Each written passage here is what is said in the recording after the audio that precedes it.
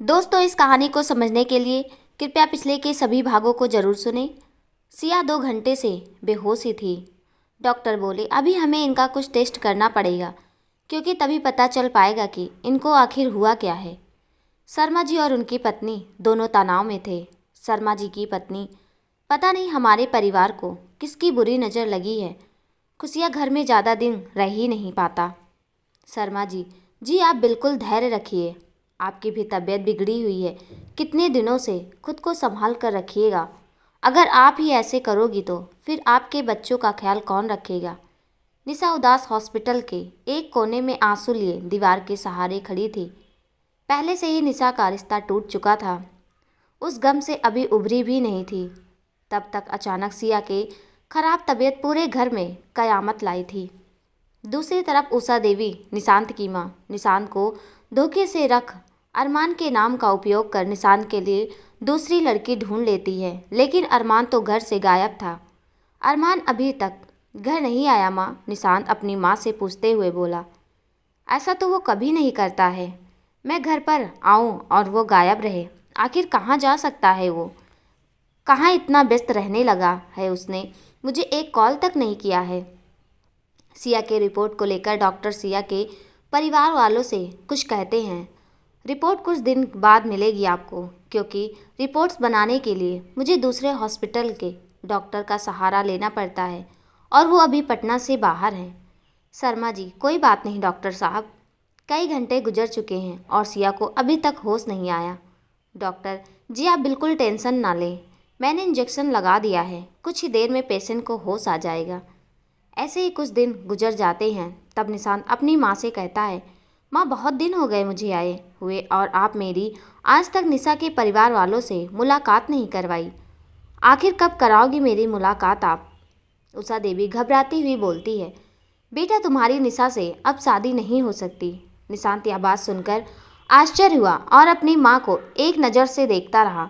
बेटा तुम्हारे लिए निशा अच्छी लड़की नहीं है और ना हमारे परिवार के लिए, समझे। निशांत आंखों में आंसू लिए, माँ आप मेरी बात ध्यान से सुनो, मैं निशा जी के अलावा किसी और से शादी नहीं कर सकता हूँ। मैंने आज तक किसी लड़की को आंख उठाकर नहीं देखा माँ, लेकिन निशा जी वो पहली लड़की हैं जिससे मुझे प्यार हो गया। मैं किसी भी कीमत पर निशा जी को से दूर नहीं जाना चाहता हूँ और नहीं निशा जी को खोना चाहता हूँ। निशांत गुस्से में घर से बाहर निकल गया। निशांत सोचा, गुरु जी से मिले बहुत दिन हो गए हैं, आश्रम जाकर मिल आता हूँ, मन को थोड़ी शांति मिलेगी। गुरु जी से ही हमारे रिश्ते के कोई सलाह देने के लिए कहूँगा। दूसरी तरफ सिया का रिपोर्ट आया। सभी नज़रें डॉक्टर की तरफ टिका कर खड़े थे। शर्मा जी की पत्नी, हे भगवान हमारी बेटी की रक्षा करना, बहुत तकलीफ में ज़िंदगी कट रही है, आप उस पर अपना आशीर्वाद बनाए रखना। निशा सिया के पास बैठी थी, तभी उसकी माँ उसे सिया के पास से बाहर बुलाई, रिपोर्ट्स देखने और सुनने के लिए।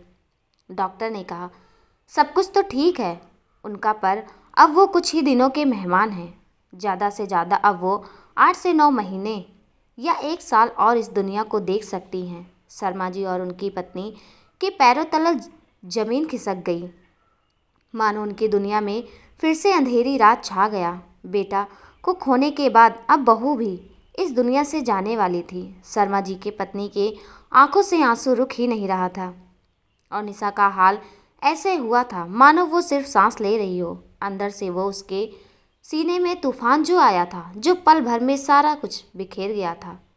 निशा रोते हुए, डॉक्टर आखिर मेरी बहन को हुआ क्या है। डॉक्टर जी, पेशेंट को सीने में बहुत बड़ा छेद है, जिसके कारण पूरे शरीर का खून दूषित हो गया है। आप इसे कैंसर ही समझिए, जो अंतिम स्टेज पे है। आप जितना हो सके उनका ख्याल रखिए और सबसे ज़रूरी बात, उनको हमेशा खुश रखिए। बहुत ऐसे केस में देखा गया है कि अच्छी देखभाल और खुदा का आशीर्वाद कई बार जिंदगियां बचा भी देती हैं। इनका तो कुछ दिन ही हुआ है कैंसर का अंतिम स्टेज में शुरू होना। कृपया आप ये बात पेशेंट को ना बताएं, वरना उनको बहुत बड़ा झटका लगेगा। मैं तो यही सलाह दूंगा कि आप इस बात का पता पेशेंट को पता नहीं चलने दें। निशा को छोटी बहन के रूप में उसकी भाभी मिली थी, जो निशा के साथ हमेशा एक दोस्त के रूप में रहती थी। सुख हो या दुख हर पल में सहारा बनकर साथ निभाती थी। अब इस दुनिया में कुछ ही दिन हमारे साथ रहने वाली थी। ये सोचकर निशा बस रोए जा रही थी। उसके आंसू रुक नहीं रहे थे। घर में जैसे मातम छाया हो। जिंदगी का क्या भरोसा, कब खत्म हो जाए। हम खुद को कोसते रहें, कब इस दुनिया से बेगाने हो जाएं। दूसरी तरफ निशांत गुरुजी के आश्रम पहुंचा। वहां पहुंचकर जो देखा, निशांत की आंखें खुली की खुली रह गई। वहां देखा कि गुरुजी के आश्रम में अरमान, उसका छोटा भाई, जिससे निशांत अपने जान से भी ज़्यादा प्यार करता है। अरमान आश्रम में पेड़ पौधों को पानी दे रहा था और उसके चेहरे पर उदासी छाई थी, क्योंकि उस वक्त अरमान सिया के बारे में सोच रहा होता है और साथ में अपने भाई और भाभी को मिलाने को लेकर चिंतित था। निशांत अरमान के पीछे आकर खड़ा हो गया। मैं माँ से तेरे बारे में पूछता रहा और तुम यहाँ आकर ये कर रहे हो। इतना बोलते हुए निशांत अरमान से लिपट गया। अरे भाई, तुम यहाँ क्या कर रहे हो? अरमान, छोड़ ना भाई, मैं यहाँ कैसे, आप कैसे हो? निशांत, मेरे तरफ देखो अरमान, नज़रें झुकाकर मुझसे बात मत करो अरमान। मैं तेरे रग रग से वाकिफ़ हूँ। मुझे पता है तुम फिर से माँ से झगड़ा कर घर से भाग यहाँ रहने आ गए। अरमान, नहीं भाई, मैं कोई और वजह से यहाँ आया हूँ। इतना बोलते हुए अरमान की आंखों में आंसू आ गए। निशांत, भाई तुझे क्या हुआ? तुम बिल्कुल बदले बदले से लग रहे हो। ना यहाँ रहने की वजह बता रहे हो और ना आंखों में आंसू आने की वजह। अरमान रोते हुए कहा, मुझे माफ़ करना भाई, मैं आपके रिश्ते को नहीं बचा पाया, मैं माँ के विचार को बदल नहीं पाया। निशांत, अरे बुद्धू, तुम पहले अपना आंसू पोंछो। तेरे आंखों में आंसू अच्छे नहीं लगते हैं और तुम टेंशन नहीं लो। मैं उसी लड़की से शादी करूँगा जिसे मेरे लिए मेरे भाई ने ढूंढा हो। अब तुम हंसो। चल अब घर चलते हैं, माँ परेशान है तुझे लेकर। अरमान, नहीं भाई, आप घर जाओ, मैं गुरुजी से मिलकर आऊँगा घर। पर आप यहाँ कैसे भाई? आपको पता था कि मैं यहाँ मिलूँगा। निशांत, सोचा तो नहीं था कि तुम यहाँ मिलोगे, पर तुम्हारी बचपन की आदतें अभी तक गया नहीं तुम्हारे अंदर से। जब भी तुम माँ से रूठते थे, यहीं तो आकर गुरुजी के आश्रम में रहा करते थे। चलो गुरुजी से मिलकर घर चलते हैं भाई, काफ़ी दिन बाद तो हम मिले हैं और तुम यहाँ आकर बैठे हो, तुम्हारे बिना मन नहीं लगता भाई। गुस्सा छोड़ो तुम, अब घर चलते हैं। अरमान निशांत की तरफ देखते हुए, भाई गुरुजी आश्रम से बाहर हैं, आज शाम तक गुरुजी आने वाले हैं। आप जाओ, मैं कल घर आ जाऊँगा, आपसे वादा करता हूँ। निशांत, मैं भी तेरे साथ रुकता हूँ, क्योंकि तुम यहाँ और मैं घर पर तुझे अकेले छोड़कर कि यहाँ ऐसा हो सकता है कभी? अरमान, हाँ हाँ हाँ, बिल्कुल नहीं हो पाएगा भाई, कहते हुए निशांत से अरमान गले लग जाता है। अरमान मुस्कुराते हुए बोला, भाई आप घर जाओ, मैं आपके लिए वही जीवन साथी चुनूंगा जो आपके लिए सही होगी। भाई, माँ ने तो आपका रिश्ता तोड़ दी है, हमें निशा भाभी के घर जाकर उनसे माफ़ी मांग फिर से शादी के लिए तैयार करना होगा। निशांत, हाँ बिल्कुल अरमान, लेकिन सिर्फ हम दोनों क्यों जाएंगे? हमारे साथ माँ और दोनों जाएंगे। मैं सोच रहा था आखिर निशा जी मेरे कॉल का जवाब क्यों नहीं दे रही थी? निशांत अरमान की तरफ देखते हुए कहा, लेकिन मुझे वजह तो अब पता चला, बेकार में मैं निशा जी को दोषी मान रहा था। अरमान अपना फ़ोन देते हुए कहा, भाई कीजिए भाभी को कॉल, मेरा फ़ोन ज़रूर उठाएगी, मुझे वो अपना छोटा भाई मानती हैं। लेकिन पता नहीं माँ के दिमाग में कहाँ से ये बात आया कि निशा भाभी अच्छी नहीं है हमारे घर के लिए और आपके लिए। निशान निशा को फ़ोन करता है अरमान के फ़ोन से, पर निशा कॉल नहीं उठाई। निशान दोबारा कोशिश किया, लेकिन निशा डॉक्टर से बात करने के दौरान वो अपना फ़ोन साइलेंट मोड पर डाल रखी थी। लगभग 7 से 8 बार कॉल किया निशांत निशा को, पर एक बार भी निशा ने जवाब नहीं दी। निशांत का मन थोड़ा उदास हो गया निशा के कॉल नहीं उठाने से, क्योंकि निशांत को ऐसा लग रहा था जैसे निशा उससे बात नहीं करना चाहती। अरमान उसे हंसाने की कोशिश कर रहा था, क्योंकि अरमान अपने भाई को ऐसे उदास नहीं देख सकता था।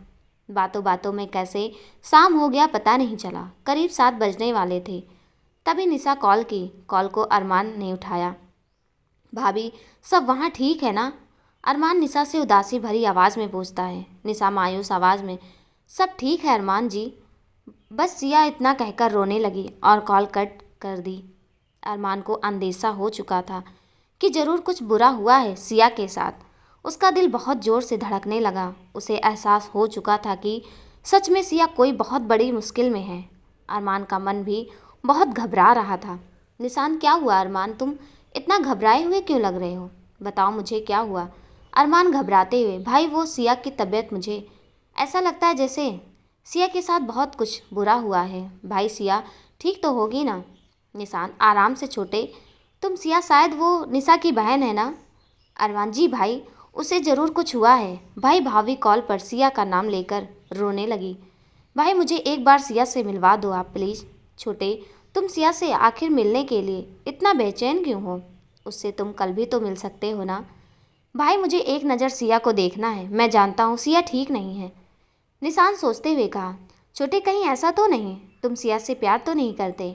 अरमान, भाई अब आपसे क्या छुपाना, मैं सिया जी से बहुत प्यार करता हूँ।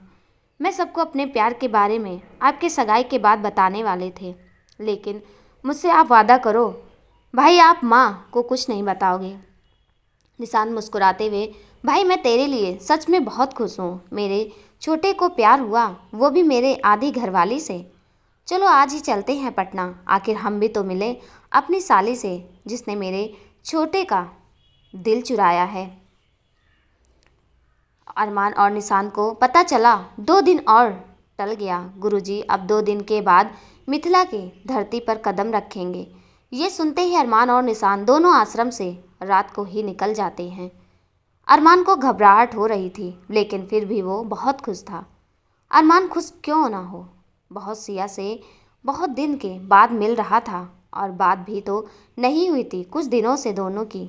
निशांत अरमान से मुस्कुराते हुए कहा, अरे भाई मुझे इतनी बेताबी क्यों हो रहा है? अरमान हंसते हुए, भाई ये सब भाभी से मिलने की बेचैनी है और कुछ नहीं, आप फिक्र मत करो।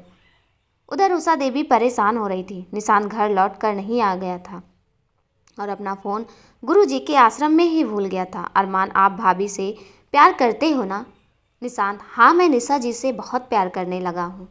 जब से उनकी तस्वीर पिंक साड़ी या लाल साड़ी थी, जो भी रंग हो साड़ी का, सच में उस साड़ी में बहुत प्यारी लग रही थी।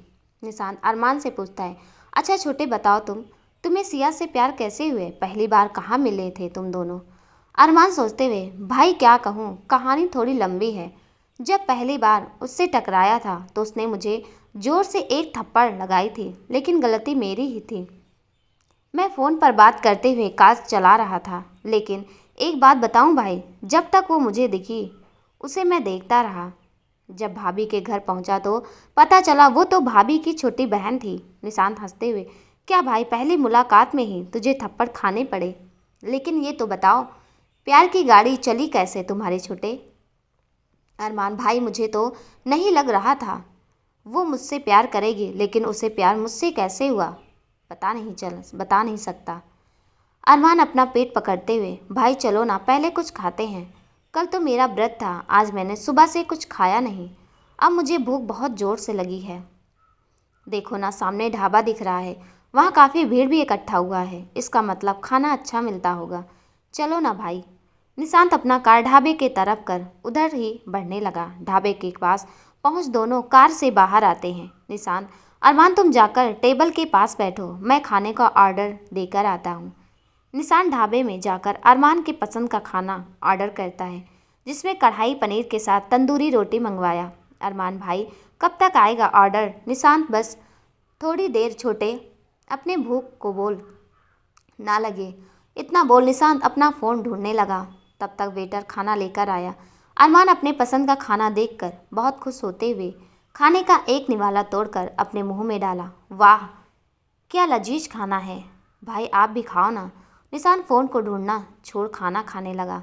खाना खाने के बाद ढाबे वाले को पैसा देकर वहाँ से चले गए। उषा देवी निशांत को कॉल कर रही थी। फ़ोन की घंटी भी बज रही थी, लेकिन कोई कॉल नहीं उठाया। उषा देवी की परेशानी बढ़ती जा रही थी। अरमान का निशांत से बातें करते करते कब आंख लग गई पता ही नहीं चला। निशांत के बारे में सोच रहा था। क्यों सो गया छोटे, मैं तुम्हें जगा भी नहीं सकता और सफ़र इतना बड़ा जल्दी मंजिल तक पहुंच नहीं सकता। छोटे छोटे अब उठो तुम। इसके बाद कैसे चलाऊं कार को? किस रास्ते से चलूं भाई? सामने वाला रास्ता से चलो, फिर आगे से लेफ्ट साइड मुड़कर सीधे वाले रास्ते से ले लेना। निशा सिया को दवा खिलाकर आराम करने के लिए बोली, लेकिन सिया आराम करने से इनकार कर देती है। सिया, दी आप ठीक हो ना? मेरा ख्याल रखते रखते खुद का ख्याल रखना भूल जाना। दी, निशान जीजू से रिश्ता टूट जाने से आप बहुत उदास होना, लेकिन देखना आप, मैं इस रिश्ते को ठीक करके रहूँगी।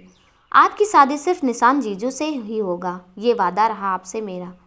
निशा, सिया तुम आराम करो, अभी अभी तो तुम्हें मैंने दवा खिलाई हूँ। फिर से वही बात लेकर बैठ गई। सिया, जितना जल्दी हो तुम अपने निशान जीजू को भूल जाओ। अब कभी ये रिश्ता जुड़ नहीं सकता, भूल जाओ इस रिश्ते को। मैं भी भूल रही हूँ। वहाँ से निशा चली जाती है और खिड़की के पास खड़ी हो बाहर की तरफ देखते हुए रोने लगती है। निशा की माँ, बेटा निशा, तुम्हारे पापा की तबीयत ठीक नहीं लग रही, 2 दिन से जागे रहे हैं। मैं इन्हें ले जाती हूँ घर, कहीं इनकी तबीयत भी पहले की तरह ख़राब ना हो जाए। निशा, आप पापा को लेकर जाओ माँ, मैं यहाँ सब संभाल लूँगी। अरमान को नींद आ जाती है, कार में ही सो जाता है। निशांत अरमान को उठाते हुए, भाई अब यहाँ से कहाँ, किस रास्ते पर लूँ कार को? अब उठ भी जाओ तुम। भाई मुझे सोने दो ना आप, अरमान नींद में ही बोला। निशांत थोड़ा गुस्सा दिखाते हुए, अरमान उठकर तुम रास्ता बताओगे या मैं मिथिला की तरफ कार को मोड़ लूँ? अरमान कोई जवाब नहीं दिया। निशांत ठंडे पानी को अरमान के ऊपर फेंक दिया। अरमान, भाई आपने पानी क्यों फेंका ऊपर? अरमान अपना मुंह लटकाए हुए था। निशांत, अच्छा बाबा, अब मुझे माफ़ कर दो और जल्दी से बताओ जाना किधर है? आगे से लेफ़्ट ले लेना भाई, इसके बाद आपको 3 किलोमीटर और कार चलाना पड़ेगा, तब जाकर भाभी के घर के पास पहुंच पाएंगे। निशांत, अब तुम बिल्कुल नहीं सोना, अरमान डांट लगाते हुए कहा। फिक्र मत करो आप, अब नहीं सोऊंगा मैं, मंजिल काफ़ी नज़दीक है मेरी। अरमान सोचते हुए, भाई आपको पता है मेरा मन करता मैं सिया को एक ऐसी दुनिया में लेकर जाऊं जहां उसके लिए सिर्फ खुशियां ही खुशियां हों। उसकी आंखें काफ़ी खूबसूरत हैं जिसमें डूब जाने को दिल करता है। समझ नहीं आता मुझे। निशांत तारीफ करते हुए, वाह छोटे, तुम तो सच्चे आशिक बन गए हो यार, इतनी अच्छी शायरी कहाँ से करनी सीखी है? अरमान मुस्कुराता हुआ, भाई बस उसकी दीवानगी का असर है, मुझे दिन पर दिन उसकी सादगी में मुझे डूबता ही जाता। कुछ देर बाद, भाई भाई बस यहीं रोक दो आप। अरमान कार से नीचे उतरकर गेट के पास आता है। गेट के बाहर बहुत बड़ा ताला लटक रहा होता है। अरमान सोचते हुए, भाई कहीं सिया का तबीयत ज़्यादा तो खराब नहीं? निशांत, छोटे तुम निशा जी को कॉल लगाओ। अरमान निशा को कॉल किया पर निशा कॉल नहीं उठाई। अरमान दोबारा सिया को कॉल किया। सिया अपना फ़ोन लिए अरमान का और अपना तस्वीर देख रही थी। शायद सिया अरमान को बहुत ज़्यादा याद कर रही होती है। उसी वक्त अरमान का फ़ोन आया। सिया अरमान का कॉल देख बहुत खुश होते हुए कॉल उठा ली। अरमान, सिया तुम कहाँ हो? देखो मुझसे झूठ बोलने की कोशिश मत करना। सिया आंखों में आंसू लिए हुए, कैसे हो? इतने दिन बाद आप क्यों कॉल किए अरमान जी? आप तो दी का रिश्ता तोड़कर मुझे और मेरे प्यार को ही भूल गए। अरमान तेज आवाज़ में, सिया जी आप बता रही हो कहाँ हो, या कॉल कर रखूँ?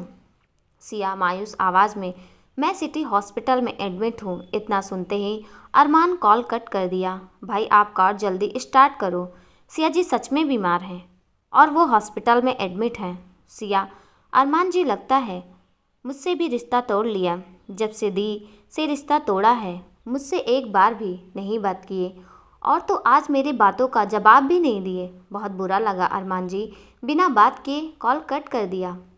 मुझे लगा मुझसे वो बात करेंगे, मैं कैसी हूँ ये पूछेंगे, लेकिन ऐसा कुछ नहीं हुआ। निशांत अरमान से पूछते हुए, यहाँ से कितना दूर होगा हॉस्पिटल? अरमान, भाई बस 2 किलोमीटर। कार की स्पीड काफ़ी तेज़ थी। निशांत का बैलेंस बिगड़ा और कार हॉस्पिटल के सामने ही बिजली के खंभे से टकरा गया। दोनों बेहोश हो गए। देखते देखते हॉस्पिटल के सामने काफ़ी भीड़ इकट्ठे हो गई। निशा मम्मी पापा को ऑटो तक छोड़ने आई थी। भीड़ इकट्ठा देखकर निशा भी वहां गई। जाने के बाद निशा का ध्यान कार के अंदर गया। उसके बाद निशा आश्चर्यचकित हो गई क्योंकि वो दोनों अरमान और निशांत थे जो एक्सीडेंट के बाद दोनों कार में बेहोश पड़े हैं। निशा जल्दी से कार के पास गई। कार का गेट खोली, वहाँ खड़े लोगों की मदद से दोनों को हॉस्पिटल के अंदर ले गई। हॉस्पिटल में दोनों को एडमिट की और उनका इलाज करवाई। निशा डॉक्टर से, दोनों को ज़्यादा चोट तो नहीं लगी है? डॉक्टर, ज़्यादा चोट तो नहीं लगी है, फिर भी चोट है, लेकिन दिमाग के पिछले हिस्से पर चोट लगने की वजह से दोनों बेहोश हो गए हैं। कुछ घंटों में दोनों को होश आ जाएंगे, चिंता करने की कोई बात नहीं है। डॉक्टर के जाने के बाद निशा कुछ देर वहीं बैठी रही, मगर सिया का भी तो ख्याल रखना था उसे। अगर ज़्यादा वक्त लगेगा तो सिया मुझसे 1000 सवाल करेगी। इतना सोचते हुए निशा उठकर रूम से बाहर जाने के लिए आगे बढ़ी, लेकिन पता नहीं कैसे निशा का दुपट्टा निशान के हाथ में पहने घड़ी में फंस गई, जिसके कारण निशा का दुपट्टा खींच जाता है और निशा को ऐसा प्रतीत होता है जैसे निशांत ने उसे रोकने की कोशिश कर रहा हो। एक पल वो बहुत खुश हुई, लेकिन जैसे ही पीछे मुड़कर देखती है तो बेहोश निशांत खामोश बेड पर लेटा हुआ था। उस वक्त निशा के आंखों में आंसू छलक पड़े। उसके दुपट्टे का एक कोना जो निशान के घड़ी में फंसा था, उसे छुड़ाते हुए निशान को निहार रही थी। जैसे ही दुपट्टा निकला वहाँ से बहुत तेज़ी से दौड़ते हुए चली गई। सिया के रूम के बाहर रुकी और वहीं दीवार के सहारे खड़ी होकर रोने लगी। एक दुख कम था क्या, जो खुदा ने दूसरा दर्द भी मुझे तोहफे में दे दिया। सिया सोचते हुए, दी अभी तक आई नहीं, कब से गई हुई है, काफ़ी समय बीत चुका है, कहाँ रह गई?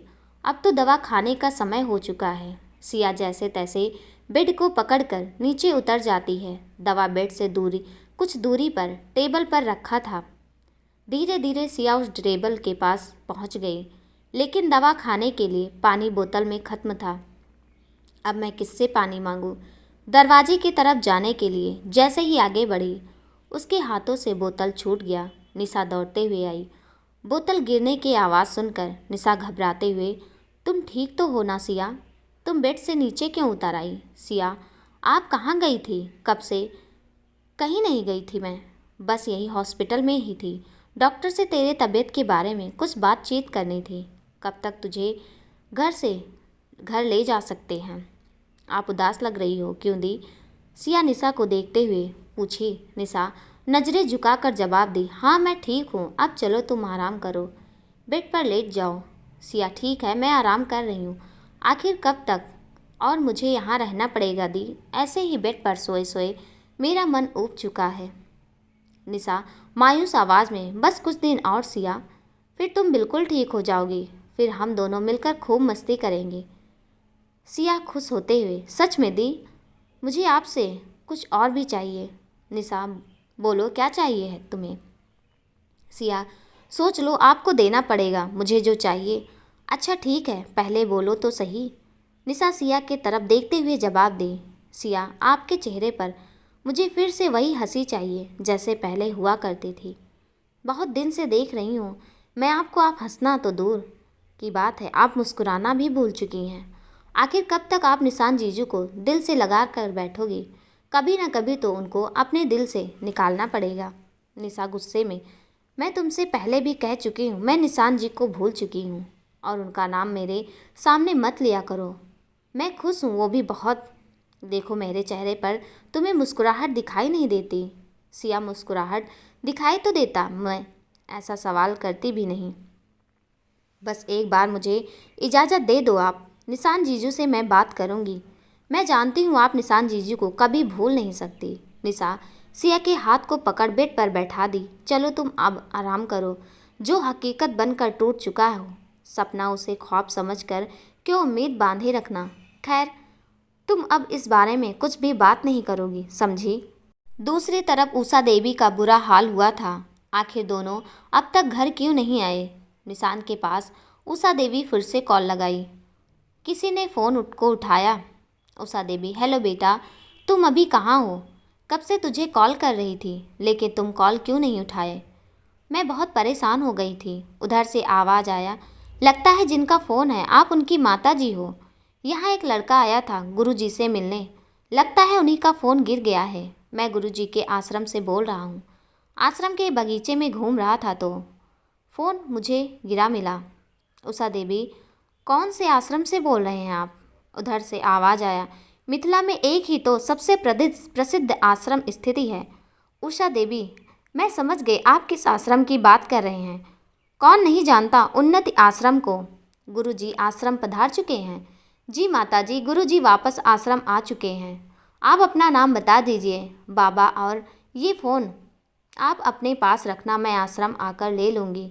जी ज़रूर, मेरा नाम रामानंद है। बहुत बहुत शुक्रिया आपका बाबा जी। उषा देवी फ़ोन रख देती है। वहाँ नहीं तो गया कहाँ? निशांत सोचते हुए मन ही मन बोल रही थी। कल सुबह गुरुजी के आश्रम जाकर आती हूँ। इस लड़की के बारे में भी पूछ लूँगी जिसे मैं हाल फिलहाल में देख कर आई हूँ निशांत के लिए। निशा अस्पताल में उस रूम के बाहर खड़ी थी जिस रूम के अंदर अरमान और निशांत दोनों एडमिट थे। निशा खिड़की के पास जाकर खड़ी हो गई। वहीं से निशांत को देख रही थी। उसकी आंखों में आंसू साफ दिख रहा था, लेकिन इतनी हिम्मत नहीं थी निशा कि वो बाहर से अंदर जा सके। अरमान को होश आ चुका था। उसे पता चला कि किसी लड़की ने दोनों की जान बचाई है। अरमान खिड़की से बाहर अरमान आसमान में तारों को देख रहा था और सोच रहा था कि वो लड़की कौन थी। अरमान उस लड़की को शुक्रिया अदा करना चाहता था। कुछ देर बाद निशा वहाँ से चली गई। निशा नहीं चाहती थी कि दोनों को पता चले कि मैं इसी हॉस्पिटल में हूँ, वो भी सिया को लेकर। निशा जब सिया के रूम में जा रही थी तो डॉक्टर एस सिंह ने निशा से कहा, आप अपनी बहन का कल चेकअप करवा लेना। कल अस्पताल में कैंसर के बहुत बड़े स्पेशलिस्ट डॉक्टर आ रहे हैं, तो याद से उनसे सिया को दिखवा लेना, शायद कुछ रास्ता निकले वो। निशा बहुत बहुत शुक्रिया सर, मैं ज़रूर उनसे सिया को मिलवाऊंगी और चेकअप भी करवा दूंगी। इतना बोलकर डॉक्टर वहाँ से चले गए। धीरे धीरे समय बीतता गया। पता नहीं चला कब रात से सुबह के 6 बज चुके थे। निशा वहाँ नहीं थी सिया के पास। निशा को कुछ पैसों की ज़रूरत थी तो सुबह सुबह ही घर चली आई थी। निशा सिया के लिए मैसेज छोड़ गई थी, मैं घर जा रही हूँ। सिया सुबह सुबह खिड़की के पास खड़े होकर चिड़ियों को देख रही थी। मन ही मन दी आप कब आओगी घर से हॉस्पिटल? रूम से बाहर निकलने के लिए भी मना कर गई हो। सिया खिड़की से बाहर देख ही रही थी कि अरमान को टहलते हुए देखी हॉस्पिटल के ग्राउंड में। सिया हक्की बक्की रह गई। अरमान जी यहाँ कैसे? सोच ही रही थी तो नर्स सिया जी आवाज़ दी। सिया का ध्यान हट गया। नर्स की तरफ देख तुरंत ही फिर सिया खिड़की से देखी। तब तक वहाँ से अरमान जा चुका था। सिया मन ही मन, सच में वो अरमान जी थे या मेरे मन का सिर्फ वहम है? लेकिन उनको पट्टी क्यों लगी थी और पैर से भी लंगड़ा कर चल रहे थे? निशा, अरे आप सुधा जी सिया के रूम में क्यों आई हो? सुधा, अरे निशा दीदी, आप तो जानती ही होंगी बहुत बड़े डॉक्टर आ रहे हैं जो सारे मरीज को फ्री में आज चेकअप करने वाले हैं। बस सबको नंबर लगा रही हूँ। कितने मरीज हैं हॉस्पिटल में? निशा, ओह ठीक है फिर लगा दो इसे भी कोई नंबर। सिया निशा से, दी आपसे एक बात करनी थी। निशा, बोलो तुम, मैं सुन रही हूँ।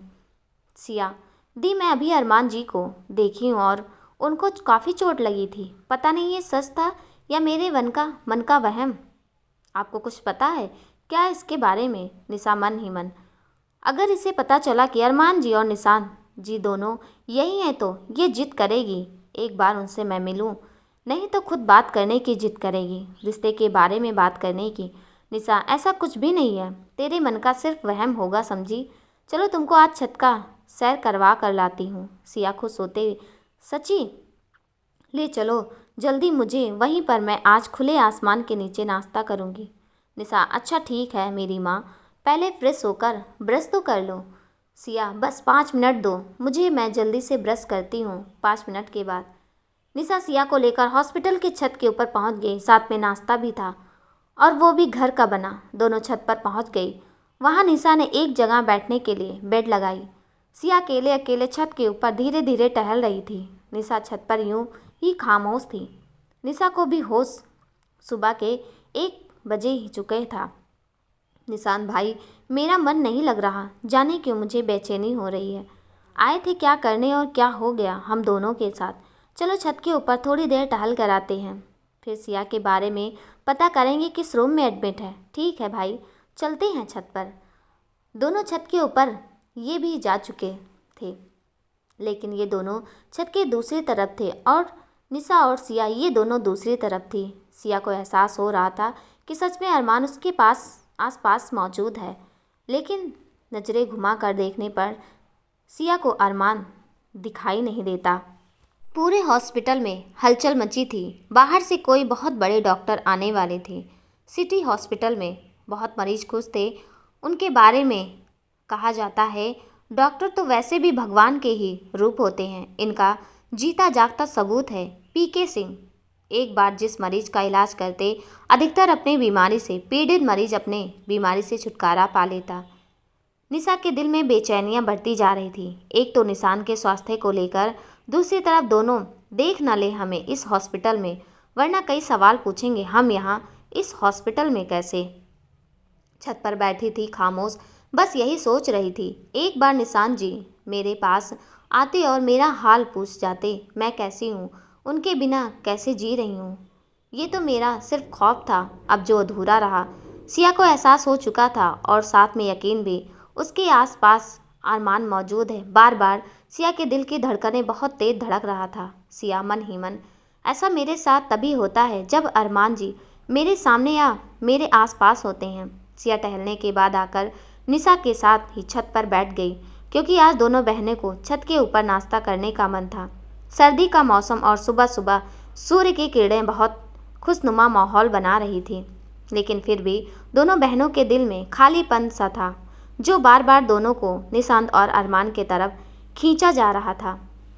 निशा का चेहरा उतरा हुआ था, फिर भी सिया को इस बात का एहसास ना हो, इसलिए दिखावे का ही सही पर मुस्कुरा रही थी।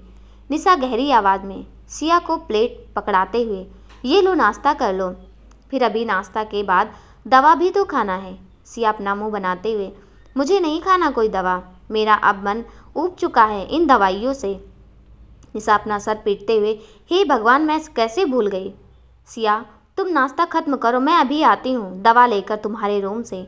सिया दी आ कर आवाज़ लगा रही थी, लेकिन निशा बहुत तेज़ी में नीचे आई और दौड़ते हुए उस रूम के तरफ अपना कदम बढ़ाई जिस रूम में अरमान और निशान दोनों एडमिट थे, लेकिन उस रूम में कोई नहीं था। निशा रूम के अंदर जा अपने आंसुओं को छुपाने लगी। तभी निशांत, अरमान तुम यहीं रहना, मैं अभी आया। अरमान, लेकिन भाई आप कहाँ जा रहे हो। अरमान सोचते हुए खुद से ही, आखिर भाई को ऐसा क्या हुआ जो इतने दर्द में भी दौड़ते हुए नीचे गए।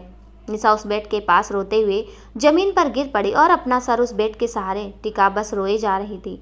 निशा को लगा निशान चला गया। अब निशान को उस रूम में ना पाकर सोच सोच कर रोए जा रही थी। कम से कम आज उन्हें आखिरी बार जी भरकर तो देखती मैं। कुछ देर बाद उस रूम के बाहर किसी के आने का आवाज़ सुनाई दी, लेकिन निशा जैसे बैठी थी वैसे ही बैठी रही। तभी वहाँ निशांत आया और अपना पर्स ढूंढने लगा। तभी अचानक निशा की तरफ निशान का ध्यान गया। निशान, ओ हेलो, आप ठीक तो हैं।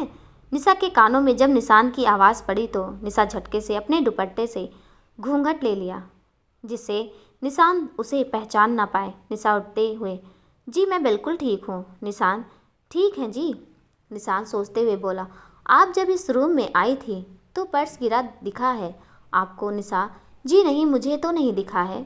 निशान को परेशान देख निशा बोल पड़ी, पर्स में काफ़ी पैसे थे क्या। निशान परेशानी में जवाब देते हुए, पैसे से भी ज़्यादा कुछ था पर्स में, बहुत कीमती, जो मुझे बहुत किस्मत से मिली है। निशा, ऐसा क्या था उसमें। निशान जवाब देने की सोच ही रहा था, तभी उसका ध्यान खिड़की के तरफ टेबल पर गया जहाँ निशान का पर्स रखा था। निशान खिड़की के तरफ बढ़ा, तब तक निशा वहाँ से बाहर निकल आती है। निशान खुश होते हुए पर्स खोला, लेकिन पर्स में से निशा की तस्वीर गायब थी। यह देखकर निशान दंग रह गया। आखिर निशा की तस्वीर किसने निकाल लिया। निशा रूम के बाहर निकल खिड़की के पास रुक जाती है। वहीं से निशान को देख अपनी तस्वीर हाथ में लिए, जब रिश्ता कुछ बचा ही नहीं हमारे बीच तो मेरी तस्वीर को पर्स में क्यों रखा करते। दिल को यकीन अब भी नहीं आप मेरे साथ ऐसा करोगे। इतना बोल मन ही मन वहाँ से चली गई। आंखों में आंसू बेतहासा था। निशा के मन में बस एक ही सवाल उठ रहा था, क्या निशान जी के दिल में अब भी मेरे लिए मोहब्बत है। निशा सिया के पास छत पर वहीं पहुंची। सिया, दी आप कहाँ चली गई थी, कब से मैं आपका इंतज़ार कर रही थी।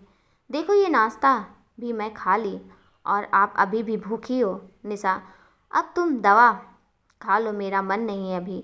सिया, माफ़ करना मुझे भगवान। दी से मैं झूठ बोली कि मैं नाश्ता ख़त्म कर ली। क्या करूँ मैं? आंखें बस उसको ही ढूंढ रही हैं, लेकिन मेरी नज़रों से ओझल है। मुझसे उसे दवा मुझे मुझसे उसे मिलवा दो भगवान। मन ही मन सिया प्रार्थना कर रही थी। 10 मिनट बाद निशा को डॉक्टर एस सिंह का कॉल आया। आप अपनी बहन का रिपोर्ट लेकर मेरे केबिन में आओ। साथ में सिया को भी उसका कुछ टेस्ट करना है मुझे। जी सर, मैं अभी आई, बस कुछ देर में पहुंचती हूँ। फ़ोन जैसे ही कट हुआ, निशा का ध्यान छत की दूसरी तरफ गया, जहां अरमान फ़ोन पर किसी से बात कर रहा था। छत पर काफ़ी भीड़ भी थी।